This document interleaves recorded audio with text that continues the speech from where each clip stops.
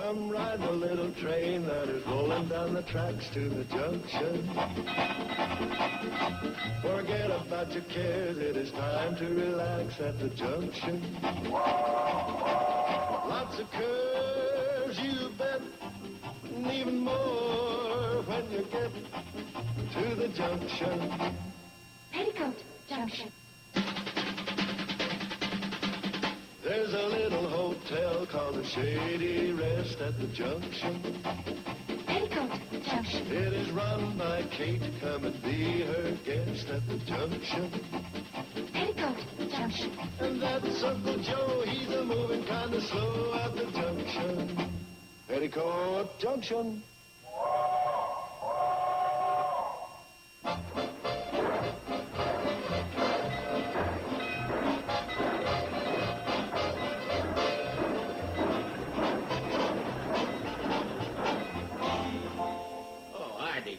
Kate, you never look better.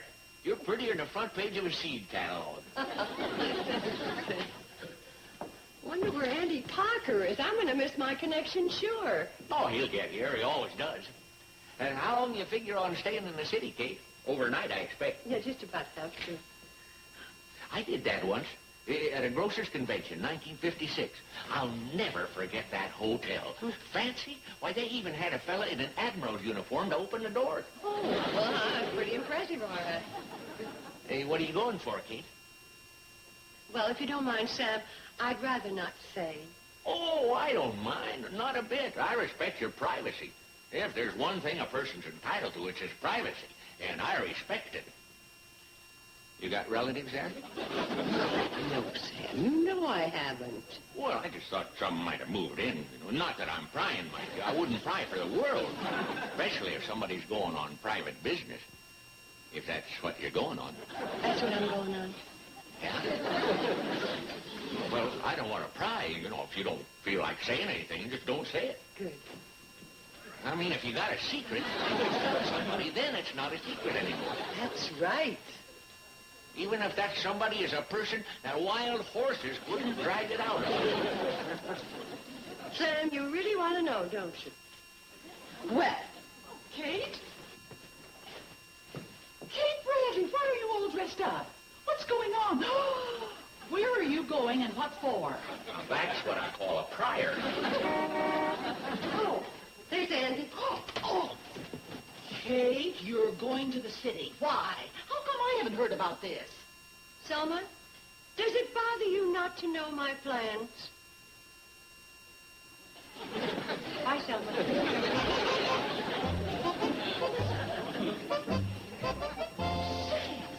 Where's she going? What's happening? She'd tell you, I know she would. Sam, I'm about to make a large payment on my bill. Well, I'll tell you, Selma. She's going to accept the Nobel Peace Prize for keeping her nose out of other people's business.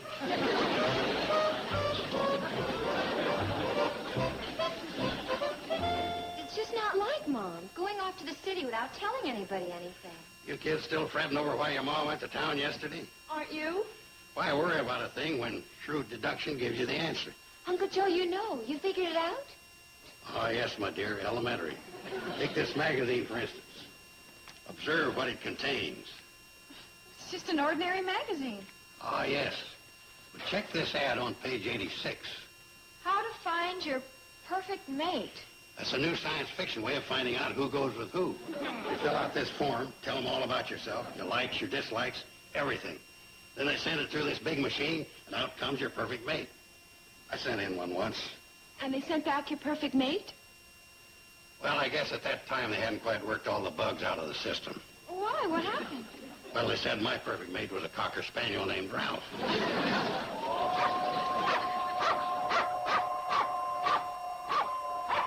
We heard it, boy.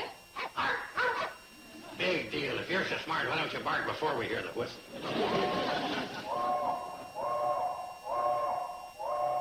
That's a special whistle. It must mean Mom's home. Oh, you just made a lucky guess. Boy, would you please? Did she tell? Did you, Kate? Charlie, I told you, not until the family's here. Couldn't give us a hint, huh? She's a tough one, Charlie. I've been primed with all the skill at my command. That don't mean much. You ain't exactly Mr. District Attorney. How's that, Uncle Joe? Now that everybody's here, how about it, Kate? Well, I hope you'll excuse me. I don't want to make a big thing out of this, but this is probably the biggest deal I ever got involved in. Kate, you haven't gone and done something without my shrewd counsel. Oh, well, I'm afraid so, Uncle Joe.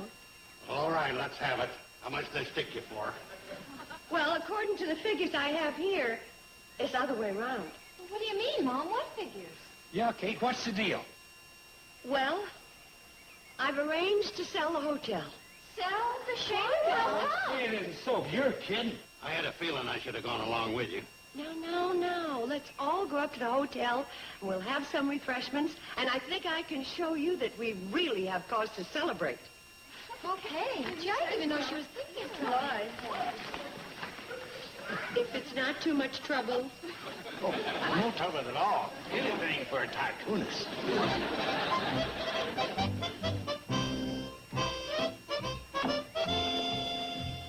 So what all of this means is that I'll be able to help each of you girls do whatever you want.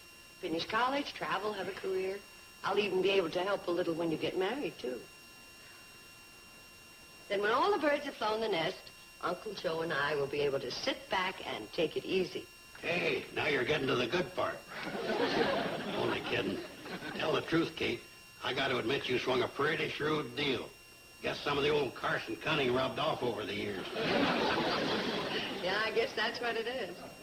Mom, you're fabulous. Absolutely terrific. Let's hear it for Mom.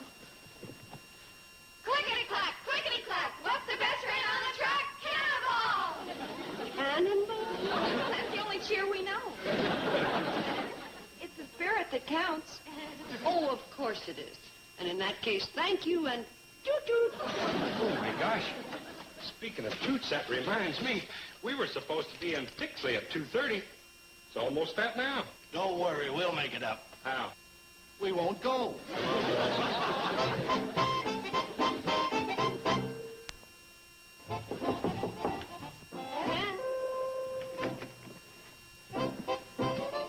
What's all this?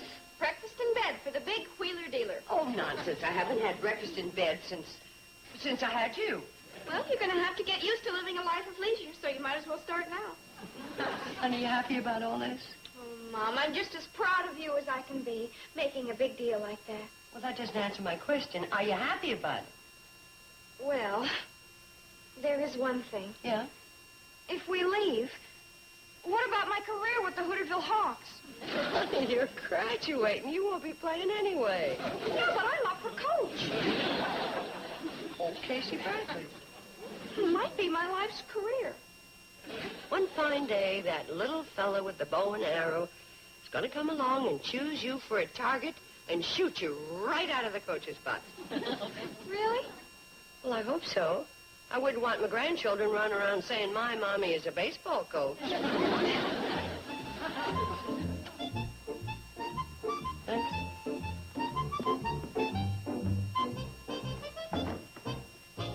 Course number 2, bacon and eggs. There you are, madame. Bacon crisp, eggs over easy. Would you check the number on my door? I get a feeling I'm in the presidential suite. No, but you are the first lady. Oh, thanks, honey. I take it you're pleased with my deal. Pleased? Mom, I'm thrilled. Why, this means I can live. Live? Well, I was under the impression that was what you were doing the past 20 years. I mean, live with a capital L. I want to be a poet. I want to go to Greenwich Village and write and live and mingle. I want to... Just a minute. Hold it. Now, write, okay. Live, okay. Mingle, we're going to have to talk about it. I had a hunch you'd feel that way. Well, maybe it's just as well. That is? Uh-huh. If I go to Greenwich Village and become a poet, and Tommy Johnson stays here and goes into his father's feed and grain business, we may gradually drift apart. It could put a strain on togetherness, all right. But why don't you play it by ear and see what happens? I guess you're right. Thanks, Mom.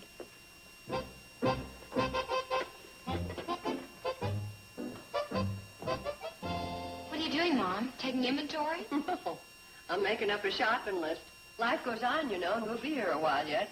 I know. That'll give me time to decide. Decide what? Well, you know what my dream has always been. Hollywood. Right. Well, I was thinking, what if I went all the way out there and got discovered? Then I guess you'd be a movie star. Yeah, I know. Well, what's wrong with being a movie star? Seems like a nice line of work. Sure. Ooh, such enthusiasm. Well, gosh, what's the fun of being a movie star if you don't have a home to come back to so you can brag a little? I guess you got a problem, all right. Hey, Kate's cannonball waiting down at the stop. Oh, that's funny. I didn't hear the whistle. Well, cheer up, dear. Maybe you'll have a streak of luck and not be discovered. Floyd. Here she comes. Hi, boys. I didn't hear the whistle. We didn't blow it. And we may never blow it again. Not for the Shady Rest, anyhow. But why? After you go, things won't be the same. Not the same at all. There's the reason we didn't blow the whistle. Oh? Charlie's right, Kate. I got the feeling so bad. I got the crying. And I got the wood all wet that wouldn't burn. That meant we couldn't get no steam up. And when he finally pulled the cart, all the whistle would do was go... Pitiful. Now, boys, let's pull ourselves together. After all, this isn't my last trip, you know. No, but it soon will be. No. All right, Floyd, you haul aboard and we'll be on our way.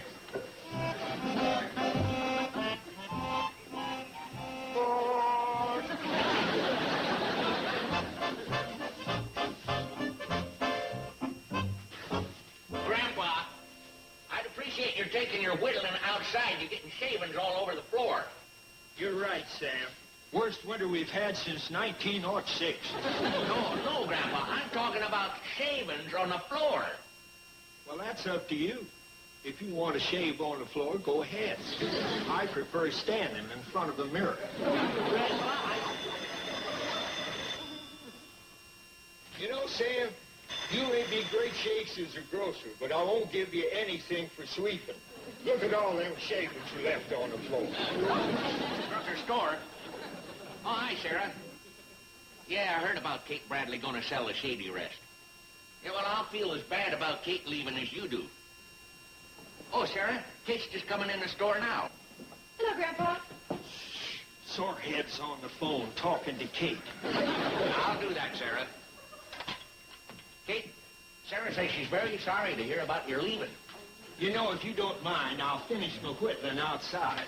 Grandpa, don't leave on my account. At least. Why, them snowdrifts will be 5 feet high. Worst winter we've had since 1906. So, you heard the exciting news? Yeah, I've heard the news, but I don't think it's too exciting. Well, Sam, do you realize what selling the Shady Rest will mean? Yeah, I realize what it'll mean to us. Us? You and me. With you moving away, things won't be the same between us. Well, if it'll make you feel any better, and I do move to the big city, I'll write you a letter every month and send you a grocery order. Kate, now you're making fun. Well, if I am, I didn't mean to. Well, Kate, you know that down through the years, we've always had sort of a quiet understanding. Sam, are you saying... Well, I'm not just talking about half a dozen lemons or 10 pounds of sugar or a carton of cottage cheese. I'm talking about, well, romance. Said it. Sam? As I say, Kate, it's been sort of a quiet understanding. It's practically been deaf and dumb. Well, I'm not the pushy type. That you aren't, Sam. I know you can tell my feelings. How could I? Kate, don't tell me you never noticed that whenever you order pork chops, I always trim the fat before I weigh them. And while the scale's registering, I always hold both thumbs in plain view. Oh, it's been an honest romance, all right. Now you're making fun again. No, I'm not, Sam. I've always felt very close to you. Oh, there you are. Oh, what timing she's got. Like a porcupine at a nudist convention. Kate, what is this I hear about you selling the Shady Rest and leaving the valley. Oh, it's true, Selma. But you can't leave. You just can't. You don't want me to leave?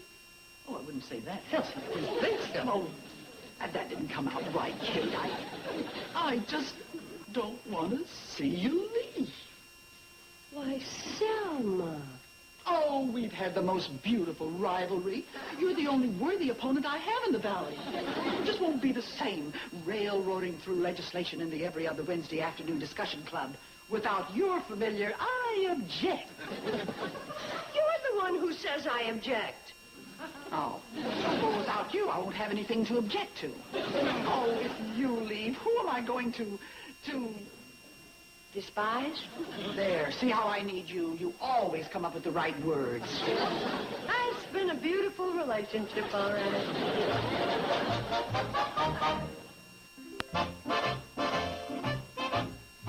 What do you suppose it is, Uncle Joe? There's only one thing it can be. Papers for the sale of the Shady Rest. Well, I'll say one thing. I'm sure going to miss you all. Miss us? What are you talking about? Steve, what are you saying? Look, I didn't mean to drop a bomb. It's just that, well, I like it here. And what's more, I have a business here. So I'll be staying. You mean even after we go away? Well, like I say, I have a business to consider. And I doubt if there's much call for crop dusting in Greenwich Village or at Hollywood and Vine. Well, then maybe I'll stay. Well, I'll get along. I can manage the Hooterville Hawks and be your mechanic on the side. You mean you stay here after we have to go away? Nothing doing. Why? What's wrong? Well, can't you see, shortstop, how unfair that is? I mean, while they're out struggling to be poets and movie stars, you'd get to stay here and be a grease monkey. I'm not so sure I want to be a poet. Well, I'm not so sure I want to be a movie star. Not right this minute, anyway. Hold it. Steve, you may not be able to see how this whole thing will zoom our dynasty right to the top. How? Well, out here, we're lost. In the city, we'll set up headquarters where everybody will know us, in the middle of the financial center, right on the corner of Dunn and Bradstreet. Sorry, Joe. No go? No go.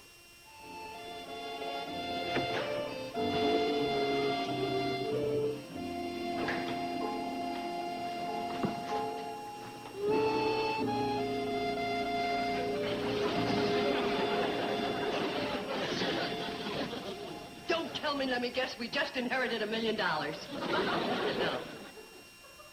Uncle Joe was named Secretary of State. Oh, I wasn't even running. Really?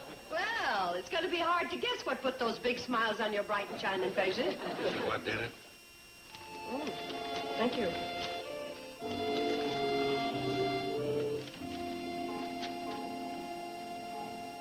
Well? Well, this is it. Mr. Holloway will be here in the morning with the final papers. Isn't that nice? No, it isn't nice. You know, for an idea that started out to be nothing short of terrific, this has turned out to be the flop of the season. Isn't there some way you can get out of it? Sure. She hasn't signed the papers yet. Mr. Holloway and I shook hands. Shaking ain't signing. Oh, Uncle Joe. Come on, let's look on the bright side of it. We've talked about it. As a matter of fact, you know what this calls for? A celebration. And that's what we're going to have. We're going to celebrate leaving? We're going to celebrate a step forward. We're going to ask all of our friends. Uncle Joe, you get the volunteer band together. And the girls and I will start to get busy on the refreshments. And then we'll have a real good time.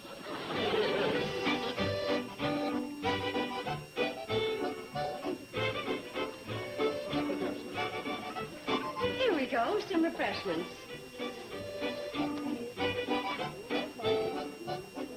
Here you are, Selma. Thank you, Kay.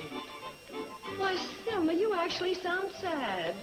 Well, after all, you are leaving, and you are one of my oldest, very oldest friends.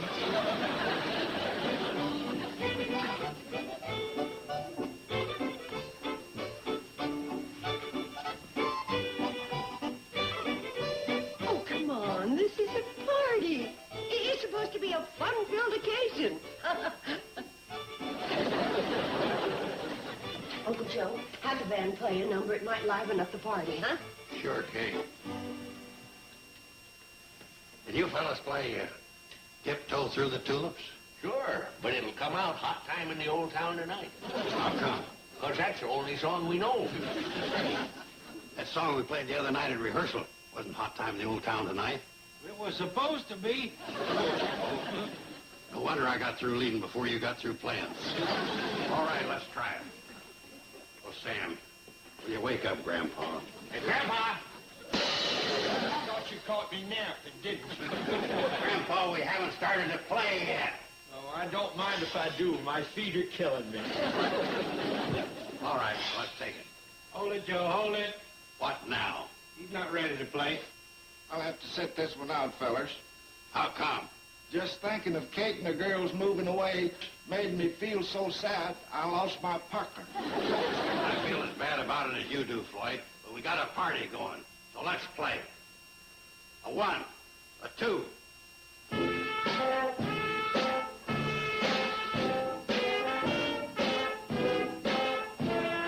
Now. Of course I know how. That's better. Now, every time there's a pause, you do that. You got it? All right, let's take it.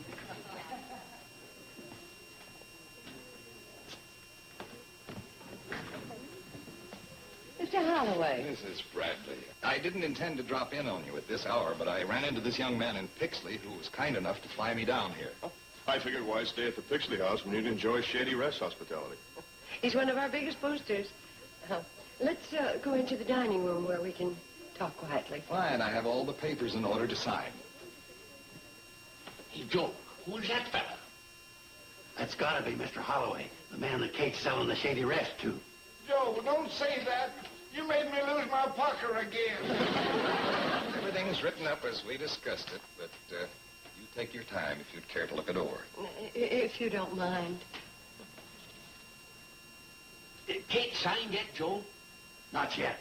They're still looking over the papers. Boy, I wish there's something I could do. Say, any of you fellas know how to play Old Lang Syne? Hey, now I remember. That's the song we was trying to rehearse the other night. Let's play it. And play it real sad. That's the only way we can play it. All right. 1, a 2, a...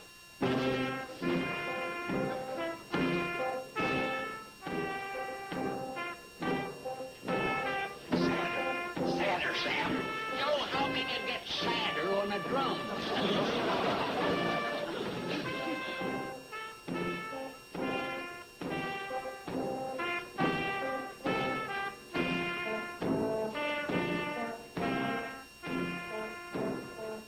Everything seems to be in order, just as you said.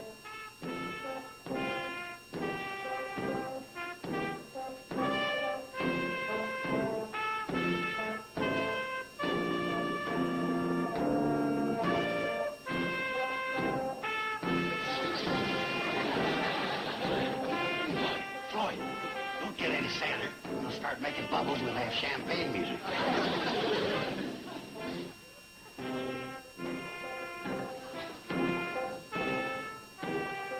Mrs. Bradley, you don't want to sign, do you?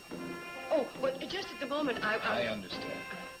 No, but I gave you my word. I'm not backing out. No, but I am. Before I got my chain of hotels, I started out with a little country place myself.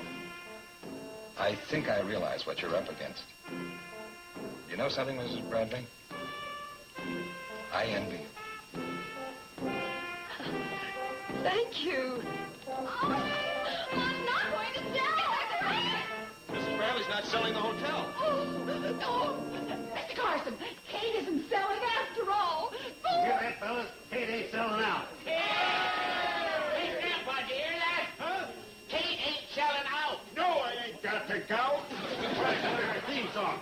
1, 2, 2.